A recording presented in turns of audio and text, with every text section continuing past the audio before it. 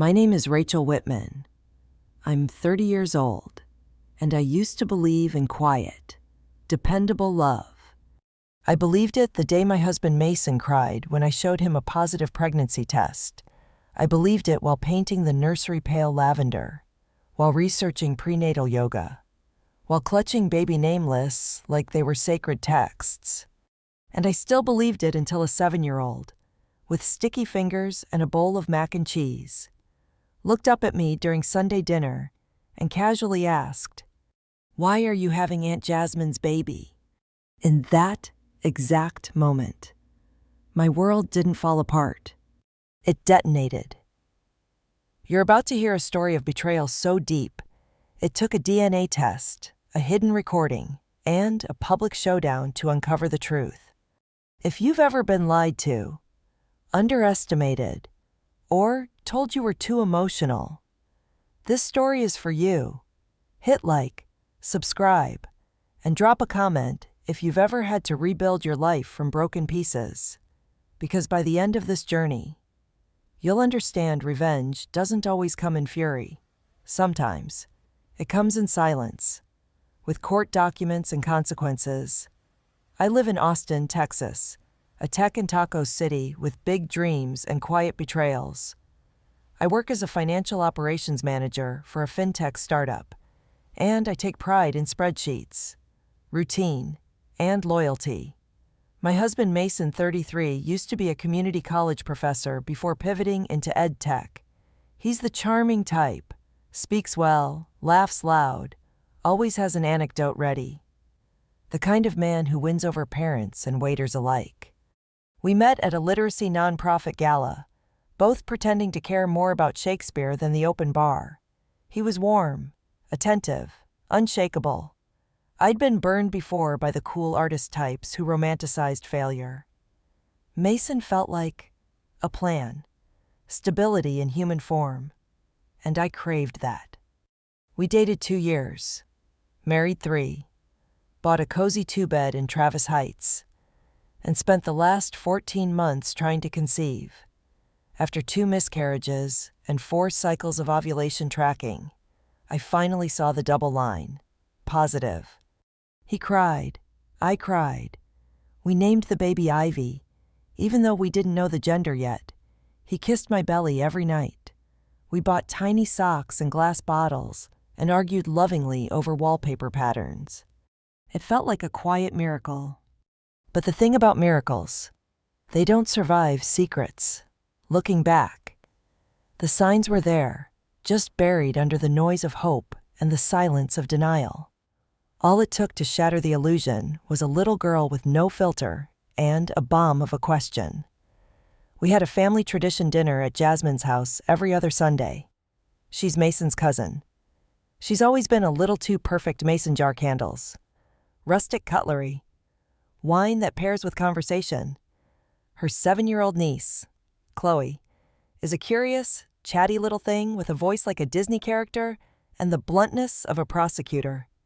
We were mid-dinner, me, Mason, Jasmine, her boyfriend Josh, Chloe, and Mason's parents. The air smelled of roast chicken and rosemary. Laughter was soft, wine was flowing. Jasmine made a joke about prenatal cravings, and I reached for the bread. That's when Chloe asked her question. "Aunt Rachel, why are you going to be the mommy of Jasmine's baby?" Everyone froze. No, not froze, calcified. Chloe casually poked her chicken nugget, the adults. They stared at their plates like they might find salvation under the mashed potatoes. I glanced at Mason. His smile had dropped. Jasmine's hand trembled as she refilled her glass. Even the dog slinked under the table. I forced a chuckle. "Sweetie, what did you mean by that?" Chloe blinked. "Mommy and Aunt Jasmine were talking in the kitchen. Aunt Jasmine said the baby's yours, but Uncle Mason thinks it's his." I didn't feel the bread in my hand anymore. Jasmine coughed. Mason muttered something about kids saying crazy stuff, but all I could hear was my heartbeat throbbing like a war drum. I excused myself to the bathroom and stared at the mirror. My face looked the same, but everything beneath it had started to rupture. That night, Mason tried to laugh it off. "Chloe has an imagination like a damn screenwriter," he said, then tried to initiate sex. I turned away. Over the next few days, I started noticing things I hadn't before. Mason had changed his phone lock screen. Jasmine liked every baby post I made within seconds. There was a receipt for a prenatal massage, billed under Jasmine's name, at the spa I used to go to. At first, I tried to brush it off. Hormones, anxiety, paranoia. Until I found the Alexa recordings. Our home assistant keeps a voice archive if you enable the feature. I had, on Wednesday night, while Mason was asleep, I scrolled through old voice logs. Most were mundane, grocery lists, calendar updates. But one, timestamped 2 weeks ago while I was at the office, made my skin crawl. Jasmine's voice. "You said you'd tell her. She's going to notice we've been using the same OB." "Mason, she won't. Rachel's too wrapped up in nursery colors and baby apps to question anything." That was when denial died. And in its place, a fire began to grow. I didn't confront Mason that night. Not yet. I needed more. More than a child's confused comment. More than a voice clip he could deny or gaslight into meaning something else. I needed evidence solid enough to end everything, to make him feel what I felt, that sharp, soul-curdling jolt of betrayal. So, I waited, pretended, cooked dinner like usual, laughed at his recycled jokes, and let him rub my feet while we watched reruns of a show we once binged when love felt simple. But under my calm exterior, every second I spent looking at him, every casual kiss on the forehead, every "I love you" made my stomach churn. I wasn't living in our home anymore. I was studying my enemy behind enemy lines. That weekend, I called my best friend, Paige, and asked if she could meet for brunch. Paige is the kind of friend who once slashed her ex's tires because he forgot their anniversary. Loyal, loud, and morally flexible, a dangerous combination when pointed in the right direction. I told her everything. The dinner, the Alexa log, the spa receipt. She didn't blink once. Instead, she sipped her mimosa and said, "Do you want to burn them emotionally, financially, or socially? Because I have different plans for each." That's when I knew I wasn't alone in this. Together.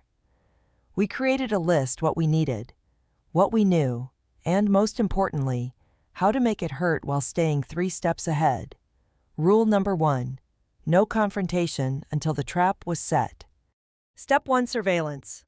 Paige installed a discreet tracker app on Mason's phone while we were out shopping for strollers. He handed me his phone to Google a product review, and in under 20 seconds, Paige mirrored it to her own. Just like that, we had access to his texts, locations, and app usage. It felt invasive, even dirty, but every lie he told had already stripped me of my dignity. This wasn't spying. This was recovery. Recovery of my truth.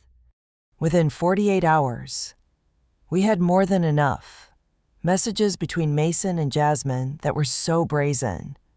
It was like they wanted to get caught. "She's still playing house." Jasmine texted, "You really think she'll ever suspect?" Mason replied, "She's desperate to believe we're the perfect couple." "I'll handle it." The day I read that, I vomited in my office bathroom and cried silently between meetings. Still, I didn't say a word to him. Instead, I ordered dinner from his favorite Thai place, poured his wine, and smiled through clenched teeth. But something shifted in me that night. I stopped thinking of myself as the victim. I started seeing myself as the architect of justice, because the real punishment wouldn't be screaming or throwing dishes. No, it would be the unraveling of everything Mason thought he controlled. And I wouldn't just burn the bridge, we'd dance on its ashes. Paige and I created backups of every message, screenshot, and file. We looped in her friend Elena, a divorce attorney who worked pro bono for domestic abuse survivors, but made exceptions for women with cause. She reviewed the files, nodded solemnly, and said, "We can do better than divorce. We can humiliate him legally," according to Elena. Our state allowed recordings of conversations as long as one party was aware, so I began recording everything. The next step was to talk to Jasmine, not confront, just visit. I arrived at her condo on a Thursday afternoon, wearing the softest, most harmless cardigan I owned. She opened the door, startled. "Rachel," she said, blinking. "What are you doing here?" I smiled. "Thought we could talk." "I brought croissants." She hesitated, then let me in. Her place smelled of citrus candles and cover-up anxiety. We chatted politely at first. I asked about her job, her favorite OBGYN, how early baby kicks felt. She squirmed through every answer. When I finally pulled out the sonogram photo Mason and I had framed, only to place it gently on her kitchen counter, she turned white. "Whose baby is this?" "Jasmine," I asked, still smiling. She stammered, fidgeted, looked away. I leaned in. "You should know I've recorded this entire conversation." Her eyes widened. "I don't want to destroy you." I continued, "I just want the truth. Every lie you keep telling makes it worse for both of you." That's when she broke, between sobs. Jasmine confessed Mason had been sleeping with her for nearly 6 months. It started at a family barbecue. He told her we were having issues, that I was cold and obsessed with getting pregnant. She believed him. Then she got pregnant, and she panicked. "He said you'd never find out," she whispered, shaking. I asked her one last question. Was this ever just about lust? Or was this about replacing me? She couldn't answer. I left with the recording, my croissants untouched on her table, and the bitter knowledge that the betrayal had always been deliberate, not a mistake, a strategy. At home, I smiled as Mason greeted me at the door. "Rach, you're glowing," he said, wrapping me in a hug. "Must be that baby glow." I let him hold me for exactly 3 seconds before gently pulling away. "Maybe," I said. "Or maybe I'm just finally seeing everything clearly." He didn't notice the shift. Not yet. That weekend, I filed the paperwork. Elena drafted a petition for divorce citing adultery, emotional manipulation, and financial deceit, since I owned the house pre-marriage, and Mason had quit his job a year ago to write a novel. The assets were mine. We also included a cease and desist letter preventing him from contacting me or accessing our shared accounts. I had already emptied them into my personal account weeks prior. Every dollar was accounted for, every document in place. I hosted a baby celebration brunch the day before I planned to serve him. Mason thought it was to celebrate the 2nd trimester. He showed up smiling, unaware that half the guests were attorneys, family friends, and 2 HR managers from his old workplace people who would soon receive details of his infidelity and behavior.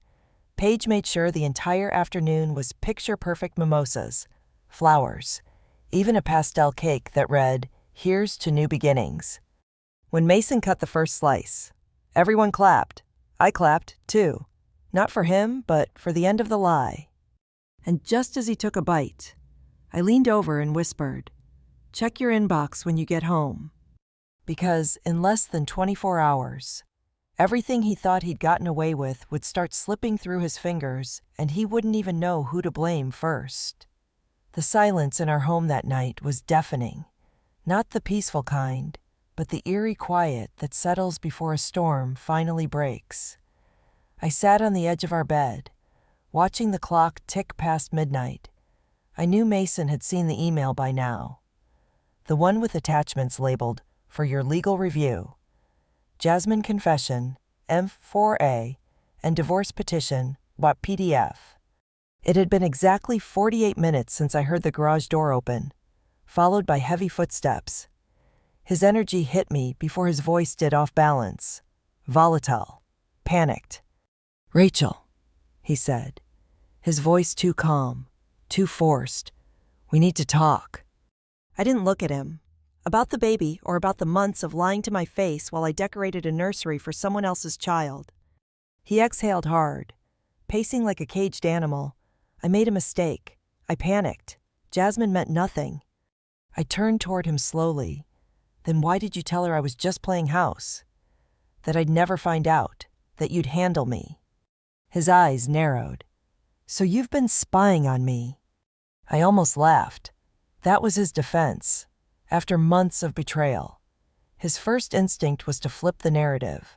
Classic Mason. No, I said quietly. I've been surviving you. The conversation spiraled from there, his voice rising. Mine not. He begged, threatened, gaslighted, then pleaded again. He asked if we could salvage the friendship, as if our marriage had just eroded from bad weather and not deceit. I told him I'd already changed the locks, the bank accounts, the passwords, the name on the house deed. You can stay with Jasmine, I said. Or better yet, go explain this to your parents. They're copied on the email too. That was the first time I saw true fear in his eyes. I expected him to storm out. He didn't. He just stood there, blinking, like a man who'd reached for a rope that wasn't there. I didn't pity him.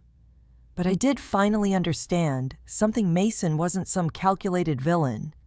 He was a coward in disguise, crumbling under the weight of his own ego now that his power was gone. That night, I slept soundly for the first time in months, alone. The next morning, the real chaos began. It started with a phone call from his mother. Rachel, she said, breathless. What is this about a child that isn't yours? I didn't answer. I just let the pause speak for itself. Then came the texts. From old friends, mutual acquaintances, even people I hadn't spoken to since college. They were shocked, heartbroken, sending strength, apparently. Someone, probably Paige, had sent the brunch photos to a popular family drama podcast account with a little context. It went viral. Caption: pregnancy reveal or revenge party. Woman serves husband divorce papers. During baby brunch, after catching him cheating with cousin's best friend. I didn't post it, but I also didn't stop it. Jasmine messaged me, once. I never wanted it to end like this. I didn't reply. By Friday, Mason had been locked out of our home, dropped from the family Zoom invites, and replaced in the group chat of his old writing circle. His literary dream had never really taken off, but now it died quietly in a thread of unread messages. But it wasn't just social ruin I had planned. It was the unraveling of every backup plan he thought he had. With the help of Elena and Paige, we sent detailed summaries of Mason's infidelity and misrepresentation to the PR firm that had considered him for a communications role. It wasn't petty. It was preventative. Men like Mason always land on their feet unless someone tells the truth. By the following Tuesday, his credit cards were frozen, not out of revenge, but because he'd been charging Jasmine's groceries to our joint MX. I shut it down. 2 weeks later, I received a court date. The judge was female. She looked at the documents, the recordings, the paternity disclaimers, and Mason's expressionless face. This isn't just adultery, she said. This is deception with financial and emotional implications. Mrs. Adler, your case is well documented. I won everything, the house, the car, the legal costs. And somehow, none of that felt as satisfying as watching Mason walk out of court that day, alone, without a single bag, without Jasmine, without even the smugness he used to wear like cologne. He tried to talk to me once more, sent a handwritten letter, 6 pages long, full of excuses, childhood trauma, the usual. I didn't open it, just returned it to sender. Because revenge wasn't the goal anymore. I had already won. What mattered now was this quiet, sacred thing I hadn't felt in years: freedom. Freedom from manipulation, from second-guessing myself, from a man who never deserved the loyalty I gave him. But just as I began to settle into the silence of my new life, a call came that shifted everything again. Elena's voice was urgent. You're going to want to sit down, she said. Because as much as I thought the story was over, there was still one final twist waiting in the dark. When Elena told me to sit down, I laughed nervously. What is it now, Mason's ghostwriting self-help books for single dads? I tried to keep my tone light, but something in her silence made the humor die in my throat. No, she said slowly, this isn't about Mason. It's about Jasmine and your cousin Dana. My pulse skipped. What does Dana have to do with anything? You remember that charity gala last year? The one Mason bailed on. Of course I remembered. I'd worn a navy blue velvet dress I still hadn't had the heart to wear again. Dana had arrived solo too. Her fiancé was busy with work that night. Well, Elena continued, a friend of mine who works in data security used to help organize the guest list for those events.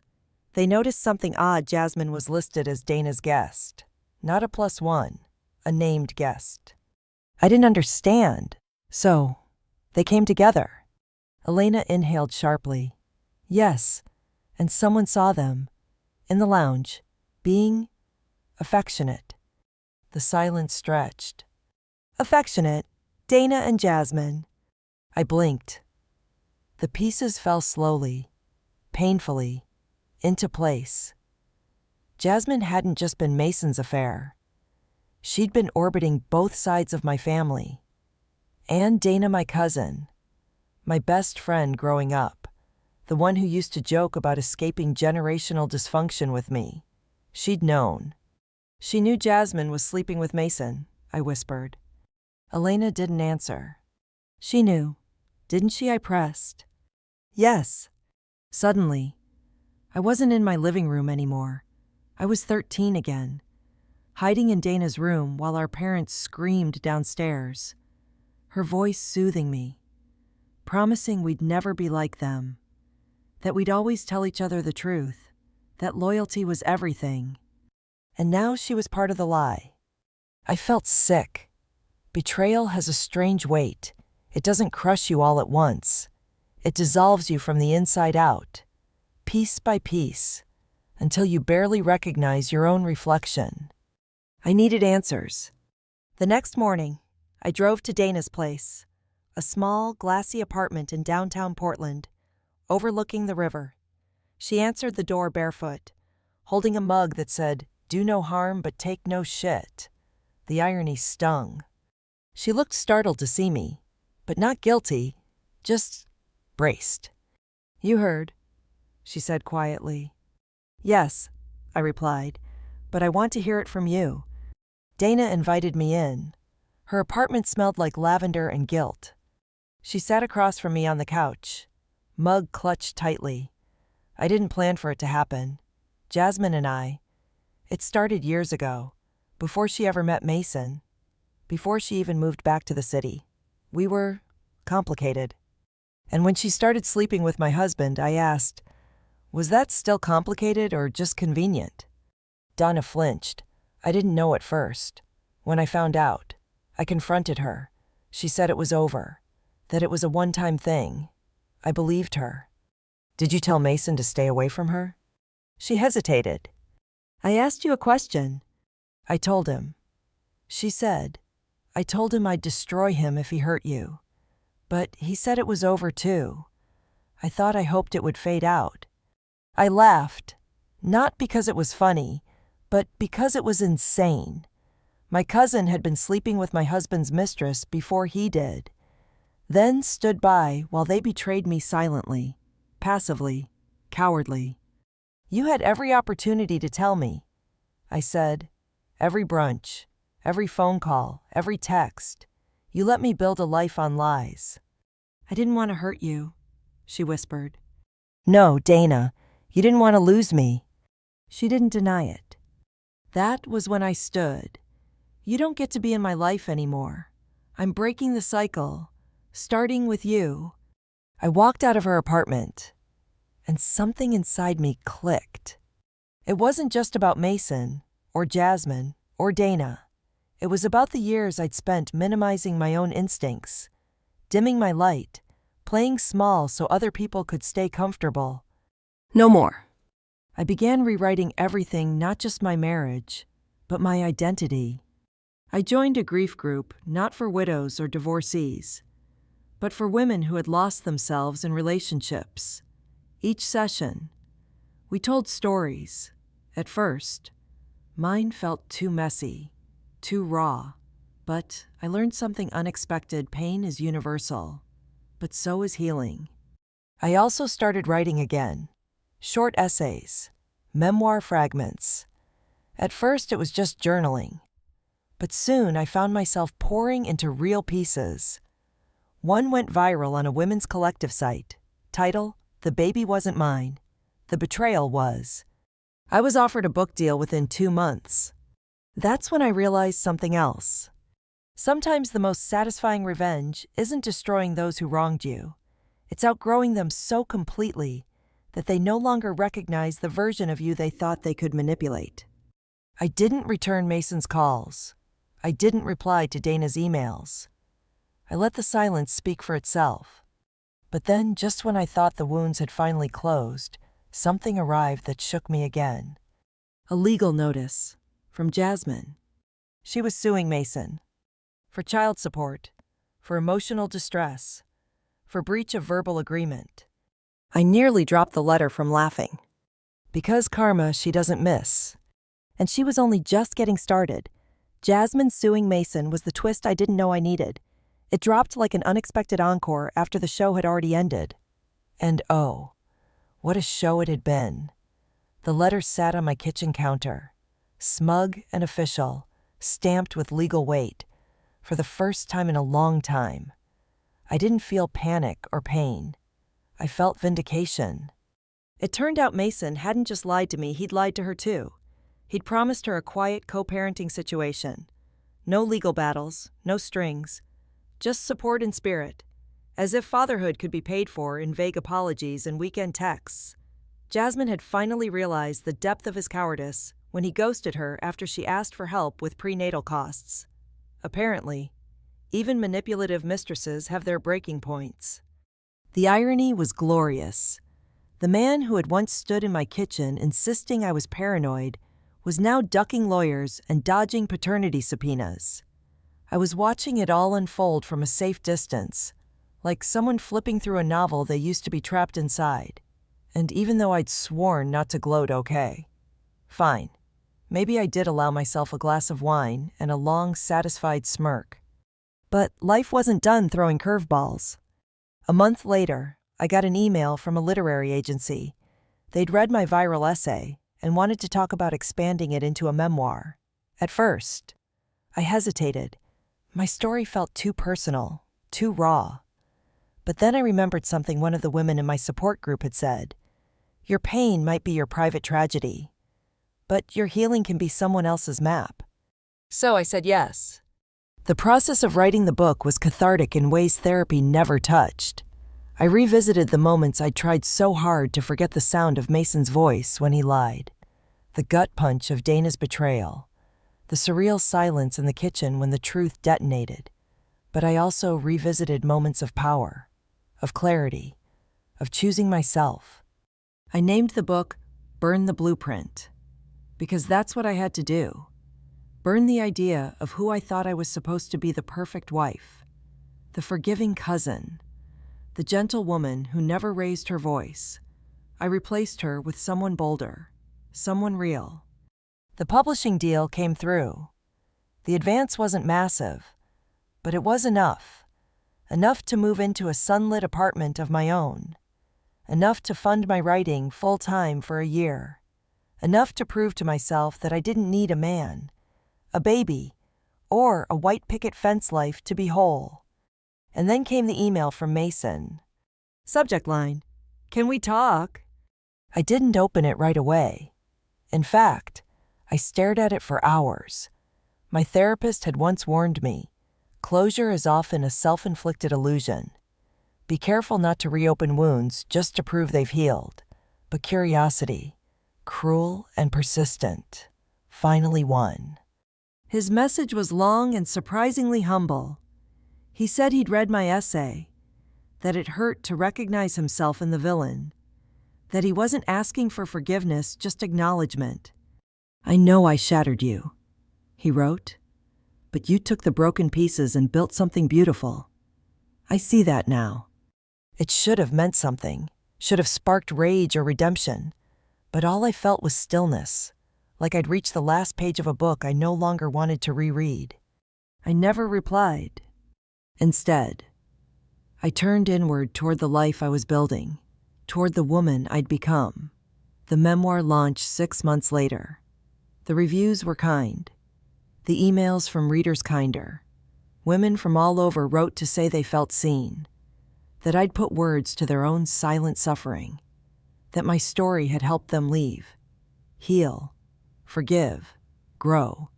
One woman wrote, "I thought I was weak for staying, but you showed me that staying silent is what weakens us, not the pain itself." Another wrote, "You didn't just survive, you transformed, and you brought us with you." I cried reading those messages, not because they hurt, but because they mattered. Because for so long, I thought my story ended when Mason walked out that door. But the truth is, that was only the beginning. Then, one morning, almost a year after it all fell apart, I found myself back in the same coffee shop where I used to meet Mason during our early courtship. I hadn't planned it, it just happened. I was between meetings, craving caffeine, and walked in without thinking. The same barista was there. She smiled, not recognizing me. I was different now, shorter hair, a bolder wardrobe, eyes that had learned not just to look, but to see. As I waited for my order, someone tapped me on the shoulder. "Elena." I turned. It was Mark, Mason's old college friend, the one who used to crack awkward jokes and laugh too loud at barbecues. He looked surprised, but genuinely happy to see me. We chatted briefly. He told me about his new job, his recent divorce, his toddler son. Then he asked how I was. "I'm thriving," I said. He grinned. "Yeah, I can see that." Before he left, he said, "For what it's worth, I always thought you deserved better." It didn't mean everything, but in that moment, it meant enough. Now, as I sit at my desk writing the final chapter of my second book, a collection of essays on modern womanhood, I realize this story was never about revenge. Not really. It was about reclamation. Reclaiming my narrative. Reclaiming my power. Reclaiming the version of myself that never needed saving. Sometimes, justice doesn't come in the form of gavel slams or confessions. Sometimes, justice is simply living well, outgrowing your pain so fully that it becomes unrecognizable. I no longer carry Mason's betrayal like a wound. I carry it like armor, proof that I survived, that I rebuilt, that I walked through fire and came out forged. And as for Jasmine, last I heard, she was still fighting Mason in court over custody schedules and child support clauses. Dana moved to Seattle. We haven't spoken in almost a year. I don't wish them harm, but I don't wish them back. Because the woman I am today doesn't look backward. She only moves forward. If this story struck a chord with you, if you've ever rebuilt yourself from the ashes of betrayal, hit that like button, subscribe, and share your journey in the comments. Your voice matters, and maybe, just maybe, someone else out there needs to hear it to find their way too.